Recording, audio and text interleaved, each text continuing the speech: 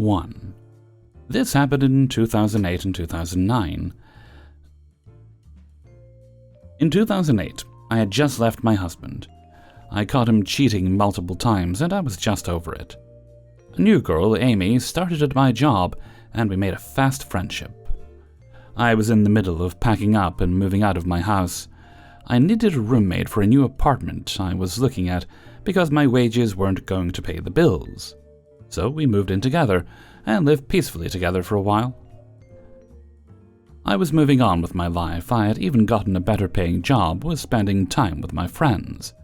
And I felt okay with life at the time.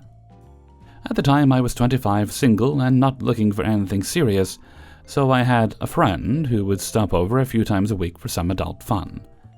Amy was cool with it on the surface. It did not affect her in any way. My friend didn't hang out at our place, he didn't eat at our place, he didn't use our household supplies. My relationship with him affected her exactly 0%. But I guess she was a little green about the fact that I was getting some attention, and she was not. She would flirt with him, go visit him where he worked, etc. But he absolutely was not interested in her. This is where things started to go downhill. For context, she had been married a few times, she was 13 years older than me, and the dads had full custody of their respective kids. She was dating someone, but he was already in a relationship, so he wasn't about to commit to anything, besides stopping by for 30 minutes after he worked the night shift every day. I tried to point out all the red flags, but she was convinced it was love. This dude used to hit on me constantly in front of her. He was very open about being in a committed relationship with his girlfriend, so I have no idea why Amy thought this was going anywhere. After a few months, I met someone I wanted to be serious with, so we started dating. Tom and I got serious pretty fast. He was living in a horrible situation, so he moved in with Amy and I pretty quickly. I think it was after about a month of dating, so we have our room and she has her own room. The bills went from 50-50 to 33-33, 34, to make sure things were still even. We had a shared kitchen, living room, and bathroom. After Tom moved in, she started openly hitting on him in front of me. Every guy I had at my house, even just friends, she had to hit on. None of them ever took her up on it. Every single one turned her down, and I think this added greatly to her oncoming behavior. Over the next couple of weeks, Amy did a complete 180. She stopped paying rent, refused to buy any food, and would just eat whatever Tom and I bought, would not wash her dishes. We had 2 cats, one hers and one mine, and she would never clean the litter in her room, so her cat would use our hallway floor as a bathroom every single day. Every day when I got home from work, there was a big steaming pile of cat shit right inside my front door, sitting in the middle of a giant puddle of urine. My cat was locked in my room at night with her own supplies, so there was 0 chance it was her. It was the same thing every morning by the front door. Whenever she was done eating the food she stole from me, she would set her plate with leftovers on the kitchen floor for her cat to pick at. She would leave the plate there for days, to the point that if I didn't pick them up, there would be multiple plates on the floor, with food in various stages of decay. All of my dishes started going missing, except for the cat's plates, of course, and what dishes were left she refused to wash ever. She used my toilet paper, my laundry soap, even my tampons. This went on for about 2 months, and it just kept getting progressively worse. She would use panty liners every day and would change them multiple times a day and stuff them in the garbage can in the bathroom. She would leave it there completely overflowing and spilling onto the floor for days, until I caved and put on gloves and threw them out. The can would be full in about a week, so this happened a few times. That's not even the worst of it. My expensive DSLR went missing. I was a photography hobbyist at the time, but it was my dream to be a professional photographer and own my own photography business. I would shoot stuff for friends and family as practice, and one day, I grabbed my camera bag from the shared living room, and as soon as I picked it up, I felt my heart sink into my stomach. You know that instant dread that grips you the second you realize something truly gut-wrenching has happened? I opened the bag, and of course the camera is gone. That was an expensive camera for that time of my life, and it was a gift from my parents, so I was truly devastated. I couldn't prove a thing, and I wasn't even sure how long it had been missing. It could have been her boyfriend that took it. But either way, it was gone. So now that's it. This is the last straw. I need this bitch out. I went from nice girl to fucking psycho in about 30 seconds. I'm not the violent type, and I hate confrontation. I'm not waiting for a fucking eviction to go through, and I really didn't have the money for that anyway. So here's where I start my petty revenge. Amy wants to live there with me rent-free, stealing, hitting on my boyfriend, and neglecting her cat. So be it. But it's going to be on my terms.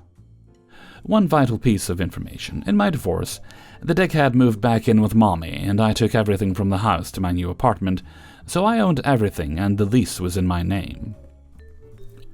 I started by changing the Wi-Fi password and the computer password. The following week, I had my cable company come and remove the cable lines to her room. I bought a small fridge for my room, and a cabinet, and put all my food and personal supplies in my bedroom, and put a secure lock on my door. When her cat shit on the floor, I would pick it up and smear it on her bedroom doorknob. Overflowing bathroom trash cans filled to the brim with her panty liners were dumped on her bed. I removed the knobs to the washer and the dryer. I did everything possible to make her life uncomfortable. I did other small stuff, anything that came to mind. A few months prior, Amy had been working at the same store, and she borrowed another coworker's laptop. She ended up getting fired, but she never gave the laptop back, and the coworker was really trying to get it back from her. Amy ghosted her, of course. So while she was out one day, I went in and took the laptop and gave it back to its rightful owner. Amy called the cops on me and said I stole her computer, but I explained what happened. She admitted to the cops that the computer wasn't hers, and the cops said it wasn't their problem anymore. That one really made her hate me. She wasn't working at the time, so it's not like she had the money to do anything or buy anything. She was literally just existing in a room in my apartment. She would disappear during the day, but I have no idea where she was going. She moved out after about 6 weeks. When she moved out of my apartment, I didn't even know she had left. I just noticed she wasn't coming or going for about a week. So, Tom and I cleaned out her room. She left clothes, broken furniture, a cardboard dresser, and 5 39-gallon garbage bags of trash we collected from the mass piles of panty liners, rotting food, and ordinary trash we found in the room. It's a miracle we didn't have roaches. I found all my missing dishes, silverware, and cups, all covered in food and grossness. I just threw it all away. I wish I still had the photos, though. Oddly enough, about 6 months later, I opened my back door and took out the trash, and my camera was in a bag hanging from my doorknob. I know Amy definitely didn't return it. For about 2 years later, every time I would find out Amy was living with someone new, I would message them and send them the photos of her room, papers in the trash that had her name on them, and I would tell them the whole story. One time it caused the people she was living with to throw her stuff out on the porch. She had just moved in, and they had small kids, and they didn't want to risk it with her. I stopped after that. She knew it was me telling them to, so I figured I had sufficiently made my point. She took the cat with her, but not before she threw my cat outside. My cat was missing for 10 days. 2. While I was in college, I worked as a janitor for a pretty busy cafe. It wasn't very fun. Not that being a janitor would be anyway, and the boss was pretty bad at his job, but it made the money I needed. This cafe was in a pretty rural area, and we had the only public restaurant for about 3 miles. Everyone in the community knew where the other restrooms were, but it would still be an inconvenience to drive to them, even if it wouldn't take more than a few minutes. To use these restrooms, you needed to buy something, but almost everyone who entered bought something, so it wasn't a huge deal. Now, since I was in college, my work hours had to fit around my college classes. For how my boss was with everything else, he was quite understanding when it came to this, mostly because he could only find other college students to hire. With the way my schedule worked, I always had to leave at closing to get to my classes on time. So I did my cleaning during operational hours. Most of this was in the bathrooms, and I would leave it open while cleaning each stall and occasionally the floor. Why close the only bathroom for miles? Nobody complained. Nobody saw it as an issue. That is, until a cold Wednesday in January. I was about 4 months into the job and was into the routine by now. Boss calls me into his office before I left for the day. He tells me, "Mr. Who's the Sixth, I received a complaint about your bathroom cleaning procedures. One of our customers slipped on a puddle in the bathroom yesterday." "Is she okay?" "She's okay.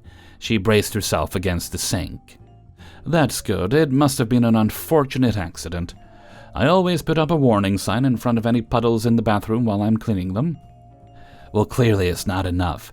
If you're cleaning the bathrooms, keep them closed." "Close them completely?" "And don't reopen them until you're completely done cleaning." This customer was known for being a prolific spender, and the boss only saw a big pile of money going into flames if he didn't listen to her. So he did, and I complied. "Close the bathrooms completely." Okay then. The next day I enter the cafe, a few hours after opening due to classes, and start with the bathrooms. They weren't too dirty, but I thought, hey, well, needed a very deep clean. So deep of a clean it would take me the rest of the day to clean it up, as opposed to about an hour or two. After all, boss never said how fast I should clean them. Whenever a customer wanted to use the restroom, I would just say that I was ordered by boss to keep it closed so I can clean. After an hour, I made a closed sign for both bathrooms, with some small text on the bottom saying, "On orders of the boss." Needless to say, things went south. Over the day, numerous people complained to the boss about the closed bathrooms. Boss said he had no choice, it was for safety. Those people, knowing full well I gave adequate signage to any slippery areas, were understandably very confused and very angry. Luckily, the other public bathrooms were only a short drive away, but it was still a decent inconvenience for some. A few people decided that this was the last straw in boss's incompetent management. The old owners who recently sold the place were amazing from what I heard, and were never coming back to the cafe ever again. By the end of the day, the boss called me into his office. "Mr. Who's the Sixth, you can reopen the bathrooms tomorrow." While the business didn't completely crumble, the boss lost some very loyal customers that day, and his reputation took a tumble. I've heard a bit from the past few years, and the pandemic combined with his further incompetence meant that the cafe was shuttered.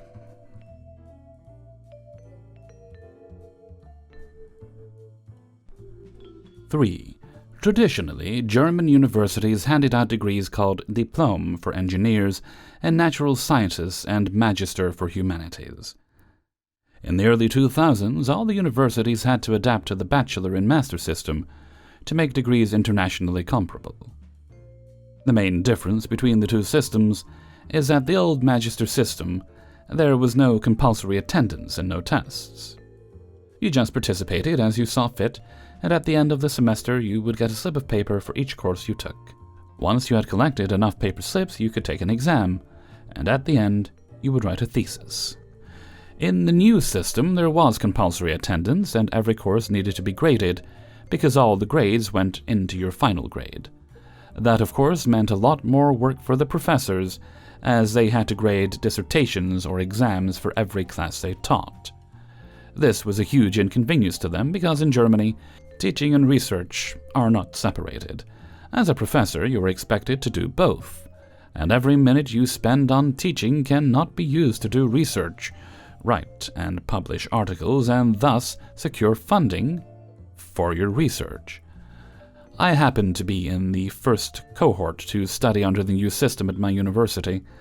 There was one professor, in particular, who voiced his disapproval very adamantly. He taught German linguistics. In his first lesson of the semester, he told us about compulsory attendance. He then said, "I leave the attendance sheet on my desk right here. I'll also inform you that I will have a 5-minute smoking on toilet break in the middle of my lesson, where I will leave the room.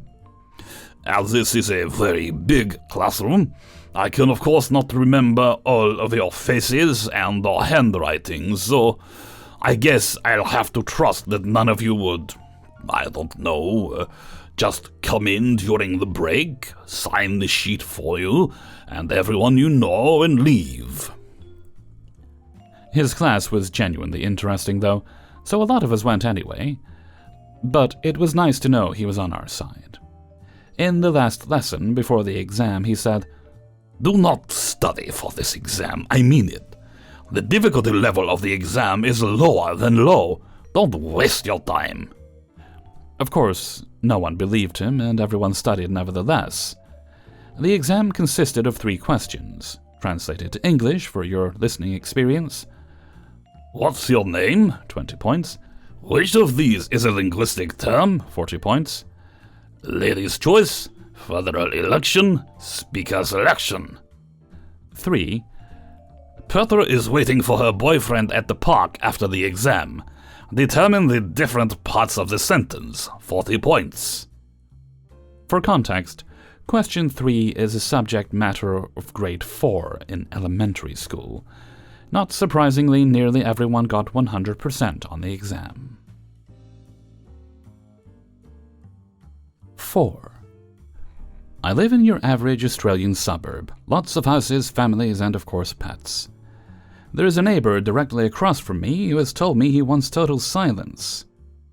He has sent letters, left notes, and made complaints about every dog within about 500 meters of his house. He has abused me and my wife about our dogs barking all day. But when I check my CCTV, they're usually just sleeping or chilling out.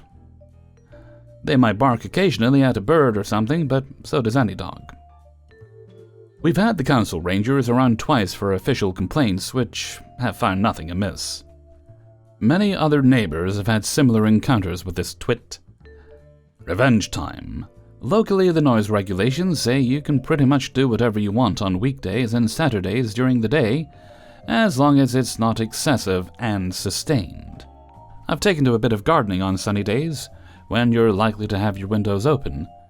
I can't work in silence, so I listen to a bit of music, usually something an older person wouldn't like, such as a bit of Eminem or similar. Oh, did I mention I previously ran a live sound business, so this music was usually coming through a 500-watt PA speaker. Loud rap music mixed with a leaf blower or a line trimmer is a lovely sound. My other neighbors have clued into this and will usually join me in some mowing or leaf blowing.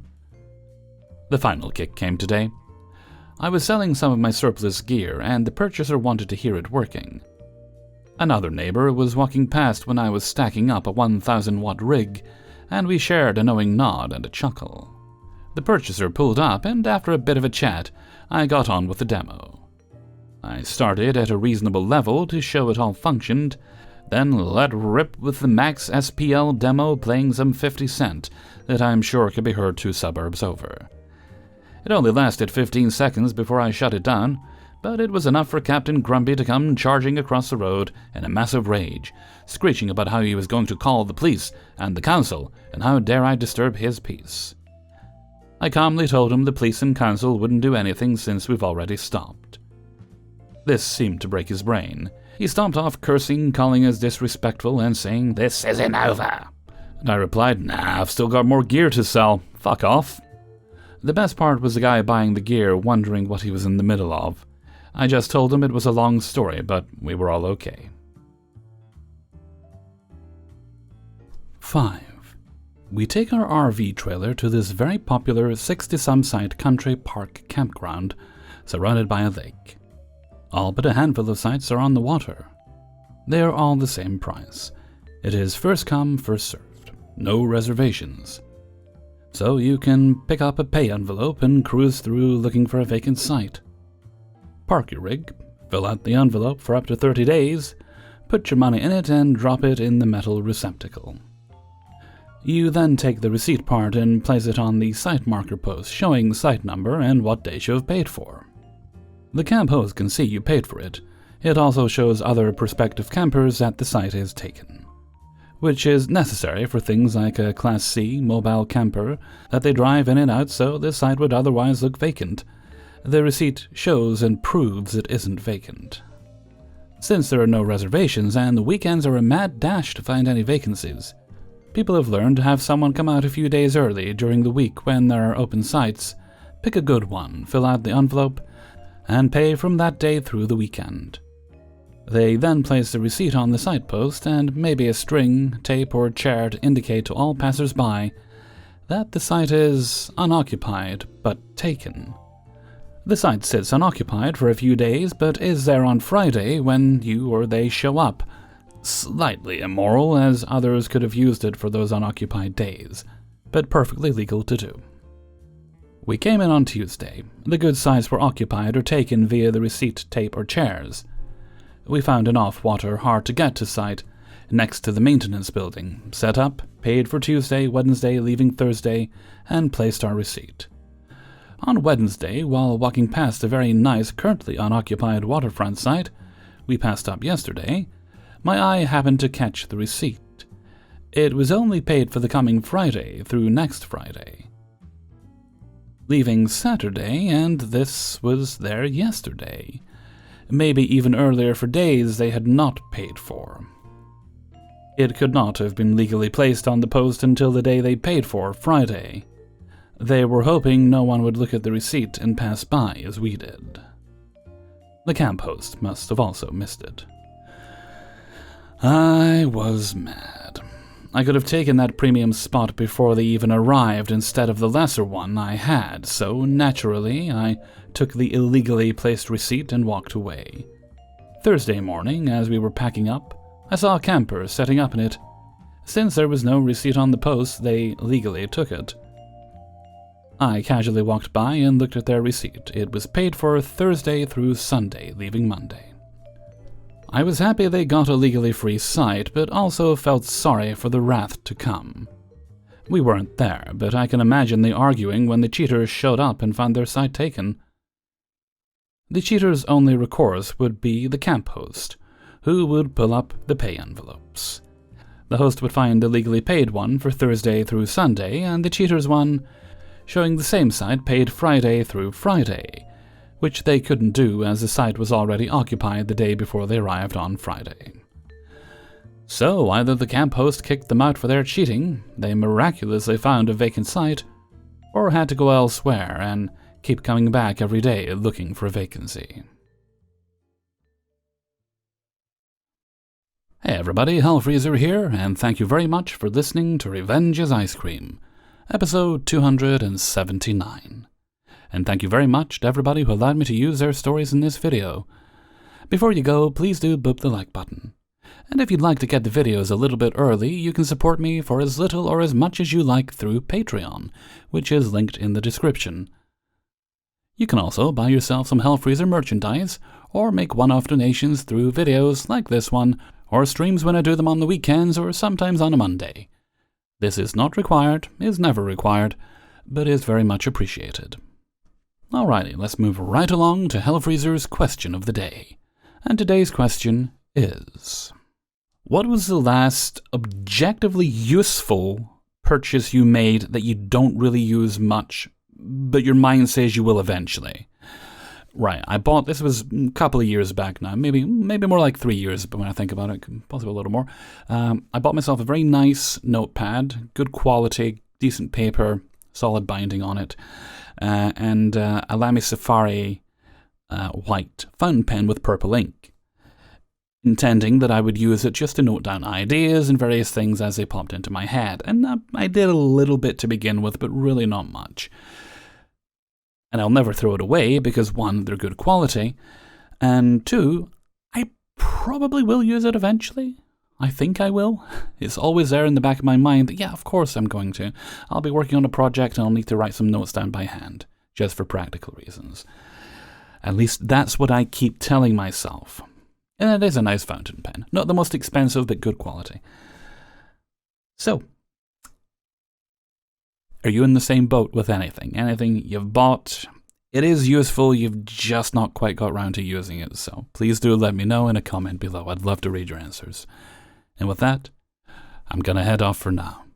So until next time, thank you very much for listening, and take very good care of yourself.